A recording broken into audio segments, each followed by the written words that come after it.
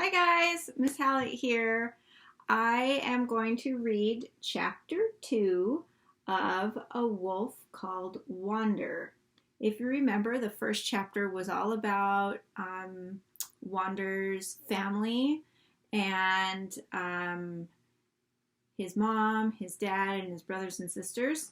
So this chapter, chapter 2, is called Watch. All summer the pack hunts. Growl watches us while they are gone. When the pack comes home, there are steaming piles of elk meat for everyone, and then, best of all, howling. Father begins, and then Mother, and then song. The sound of it makes my fur stand up and my tail wave. We pups howl together, each trying to be the loudest, stretching our necks out and up like Father does. We draw in deep breaths to win the longest howl or the loudest. But loud and soft, long or short, our howling makes us a pack. All of us. One pack. And this our home ground. Our voices bounce off the mountains. They reach for the wolf star. The sound fills me up like fresh water. Growl sounds his low, mournful wails last of all. He is the following wolf, our wrestling coach, and the peacemaker of all the pack. By the time the meadow turns late summer gold, I can outrun him, and by the first frost, I can make him drop his tail when I beat the ground with my front paws and raise the fur on my shoulders. Sharp never drops his tail to me, no matter how hard I try. I wrestle him every day, but he slips out of my paws. I run farther than him.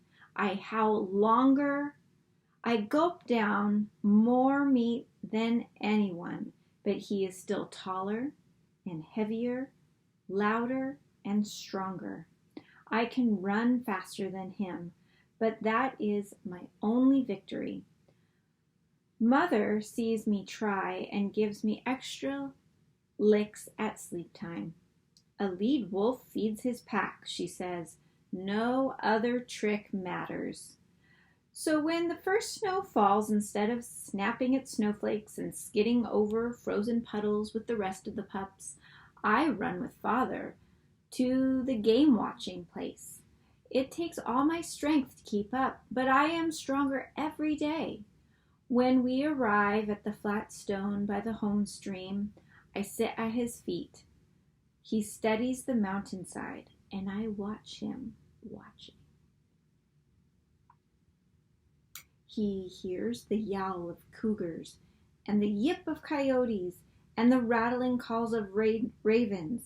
He hears running water, the splash, grunt, huff of the bear, and the split, splat of the salmon hitting the stones on the side of the river, and then the long tear and chew of a bear eating fish.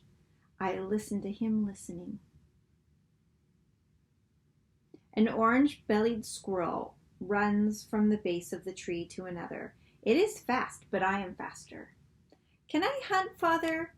I get into my crouch, ready to spring. Can you? I am all leap. In a flicker, the squirrel is around the back of the tree, and I crashed into the front. This is the salmon.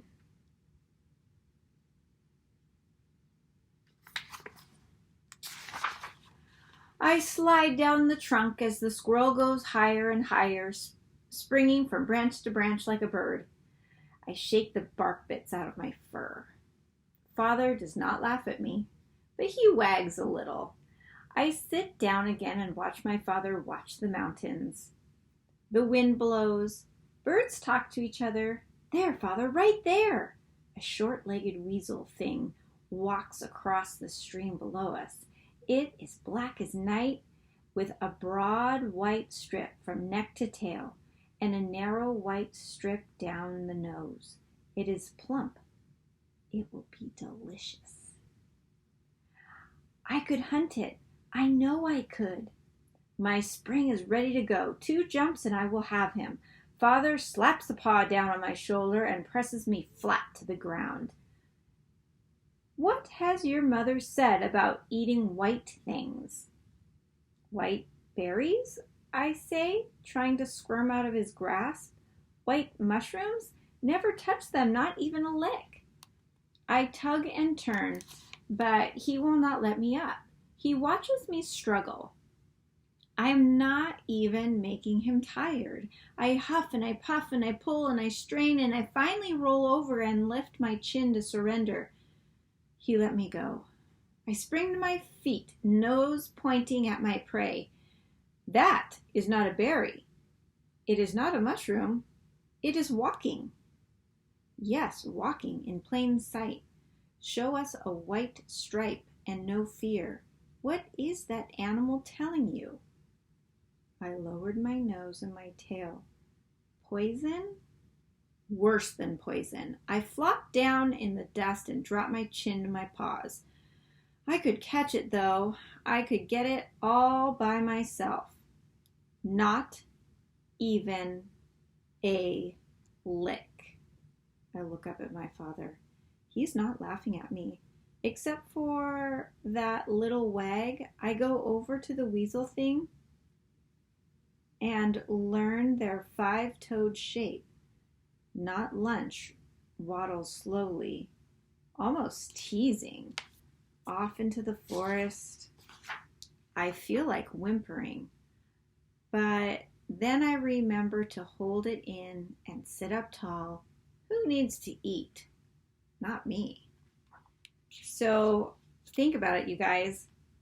Black with a white stripe. What do you think that is? Ooh, that's why his dad doesn't want him to eat it. It's a skunk.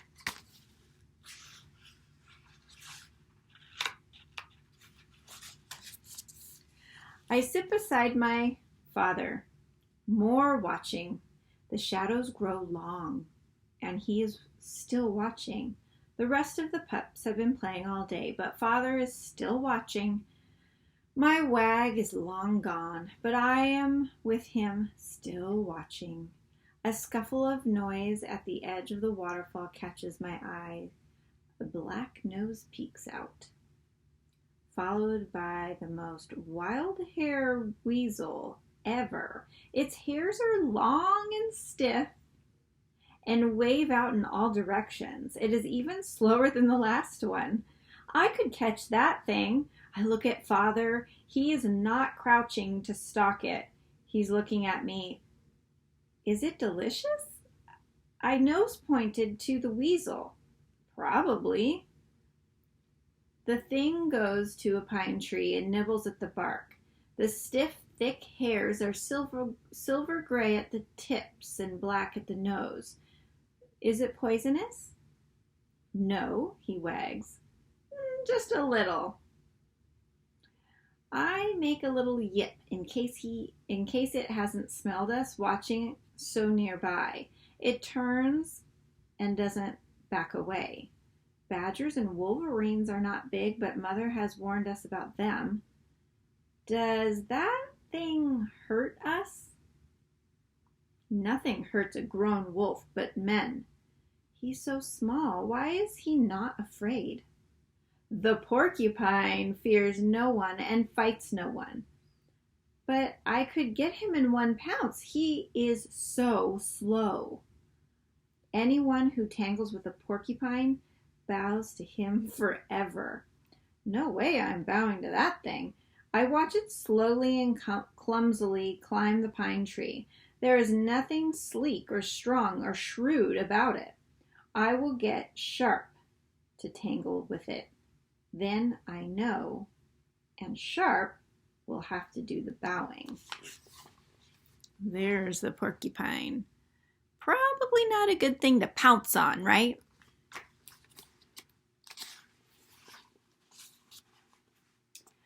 The wind dies down and the sun sinks even lower.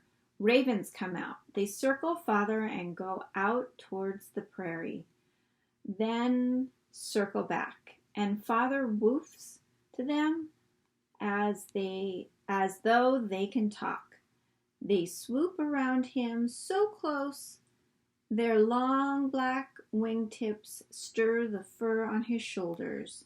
Off they go again, back to the prairie. There, Father says, nose pointing to the open ground. Below, where the prairie grasses meet up with the trees and ferns of the mountainside. I look and see nothing. Father calls for Mother in song. I lift my head to smell, and faintly it comes to me, a deer and her pup. Mother and song run to Father's side. So this is what they see.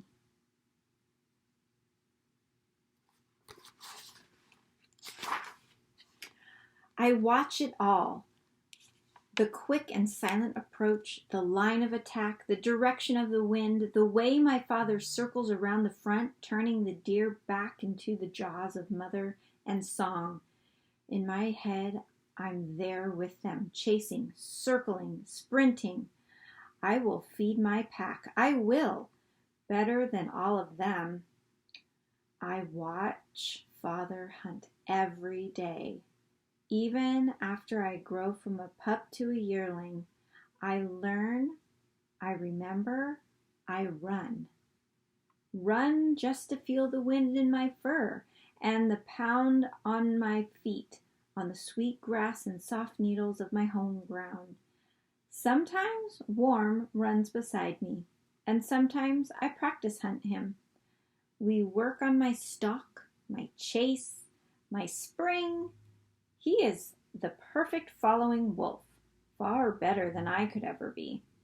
I will be lead wolf. I can feel it. All right, stay tuned for chapter 3 next time. Bye, guys.